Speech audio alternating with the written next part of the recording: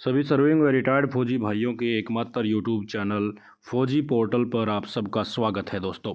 और आज इस वीडियो में हम हमारे सभी केंद्रीय कर्मचारियों के लिए, चाहे वो हमारे फौजी भाई हों, भूतपूर्व सैनिक हो, पेंशनर फैमिली पेंशनर्स हों या सिविल क्षेत्र के कोई भी कर्मचारी हों जो सेंट्रल गवर्नमेंट के अंडर आते हैं, उन सभी के लिए एक लेटेस्ट अपडेट लेके आए हैं दोस्तों। दो न्यूज़ इस वीडियो में मैं आपको बताने वाला हूँ। सबसे पहली न्यूज़ है हमारे नेक्स्ट पे कमीशन को लेकर, और अगली न्यूज़ है हमारे इनकम टैक्स में हुए एक बड़े बदलाव को लेकर। दोस्तों आप देख सकते हैं यहाँ से केंद्रीय कर्मचारियों की सैलरी में बढ़ोतरी के लिए नया फॉर्मूला लाने की तैयारी में है केंद्र सरकार, और इसके ऊपर काफ़ी हद तक काम हो भी चुका है।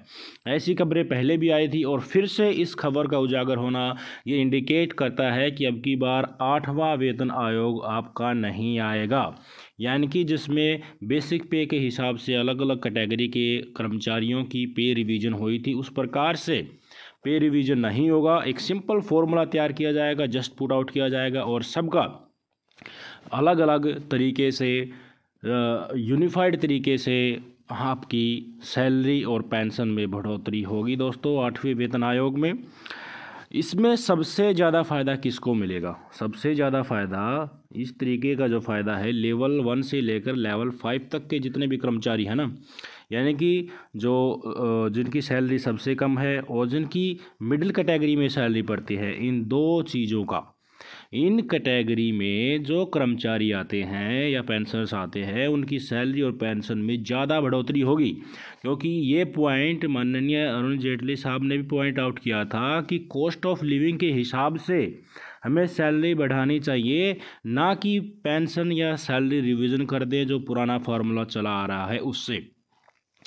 क्योंकि जो उच्च अधिकारी हैं उनका कॉस्ट ऑफ लिविंग के हिसाब से सैलरी काफ़ी ठीक ठाक है, लेकिन जो लोअर कैटेगरी के एम्प्लॉयज़ रह जाते हैं, जो लेवल 1 से लेकर लेवल 5 तक, वो कहीं ना कहीं अब इतनी महंगाई में कोप अप नहीं कर पा रहे हैं। उनकी सैलरी और पेंशन, उनके घर खर्चे, बच्चों की पढ़ाई, नॉर्मल खर्चा उसी में निकल जा रहा है, उनका सेविंग बिल्कुल कम होता जा रहा है दोस्तों। इसी के कारण उसी समय पर जब इंडिकेट किया गया था, तब से इसके ऊपर काम चल रहा है कि अगली बार अगर जो सैलरी रिवीजन होगा उसमें इस कैटेगरी के एम्प्लॉयज़ का खासा ध्यान दिया जाएगा। और उस फॉर्मूले का नाम है दोस्तों अकॉर्ड फार्मूला। उस अकॉर्ड फार्मूले से ही अब 8वां वेतन आयोग नहीं आएगा, उस फॉर्मूले से ही नया पे रिवीजन अब की बार होगा दोस्तों। केंद्रीय कर्मचारियों के लिए ज़रूरी खबर है, खास तबके के किस कैटेगरी के लिए वो मैंने आपको बताया। खबरों के मुताबिक 7वें वेतन आयोग के बाद अब 8वां वेतन आयोग नहीं आएगा। जानकारी के मुताबिक माने तो दोस्तों केंद्रीय सरकार कर्मचारियों की सैलरी में बढ़ोतरी के लिए नया फार्मूला लाने की तैयारी में है। बताया जा रहा है कि केंद्र सरकार कर्मचारी और पेंशनर्स के लिए ऐसा फार्मूला तैयार कर रही है जिसमें 50% से ज़्यादा महंगाई भत्ता होने पर सैलरी और पेंशन ऑटोमेटिक रिवीजन हो जाएगी। अब आप देख लीजिए महंगाई भत्ता कितने परसेंटेज पर चल रहा है। जानकारी के मुताबिक दोस्तों माने तो सरकार की मंशा ये है कि नया फार्मूला एक बार से अच्छी तरह से फिट बैठ जाएगा रेक्टिफिकेशन के बाद, तो इसी को आगे यूज़ किया जाएगा जिससे कर्मचारियों की सैलरी समय समय पर बढ़ती रहे और सरकार को इसके ऊपर ज़्यादा लेबर वर्क ना करना पड़े। इससे ऑटोमेटिक पे रिवीजन सिस्टम का नाम दिया गया है दोस्तों, ऑटोमेटिक पे रिवीजन सिस्टम, यानी कि APRS।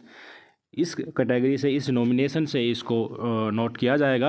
अब कर्मचारियों के सैलरी में उनकी परफॉर्मेंस के हिसाब से इजाफा होगा, ये पॉइंट भी इसमें ऐड किया जा सकता है, पर काफ़ी कर्मचारी इससे नाखुश नज़र आ रहे हैं कि इससे एक ही सर्विंग पीरियड में एक ही रैंक में अलग अलग सैलरी हो सकती है अगर परफॉर्मेंस के हिसाब से किया जाए। हाँ, अगर परफॉर्मेंस है बाकी कर्मचारियों से तो उनको आप अलग से अलाउंस दे सकते हैं कुछ।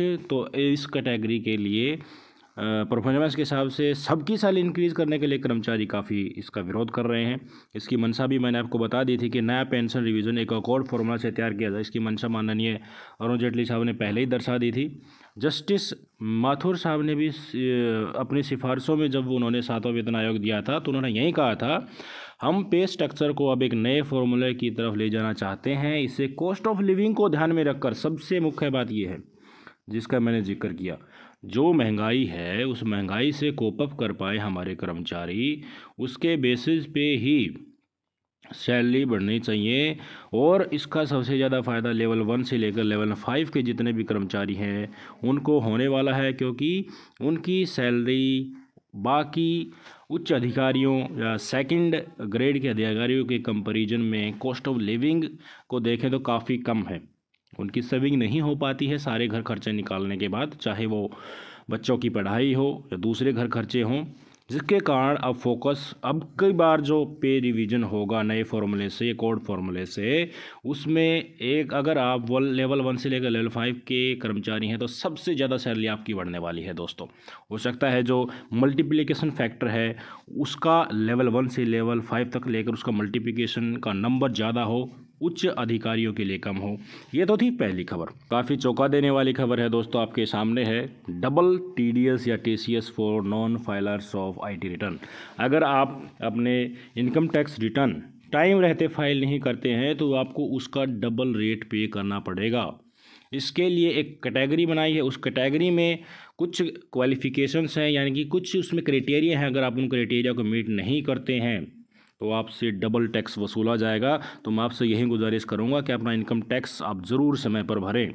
9 जून 2022 को ये लेटर जारी किया गया है दोस्तों, डिपार्टमेंट ऑफ फाइनेंस के द्वारा, CBDT के द्वारा ये जारी किया गया है। इसमें ये बताया गया है कि हमने एक कैटेगरी बनाई है, उसको हम नाम देंगे स्पेसिफाइड पर्सन्स, और उसमें जो जो क्राइटेरिया दिया गया है अगर उसमें कोई भी कर्मचारी पड़ता है तो रेस्पेक्टिव विभागों को भी सभी को ये लेटर लिखा गया है कि आप भी फाइंड आउट करके बताएं, और ये विभाग खुद उनकी लिस्ट बनाएगा जो इनकी वेबसाइट पर अवेलेबल होगी, और उनसे डबल टैक्स वसूला जाएगा।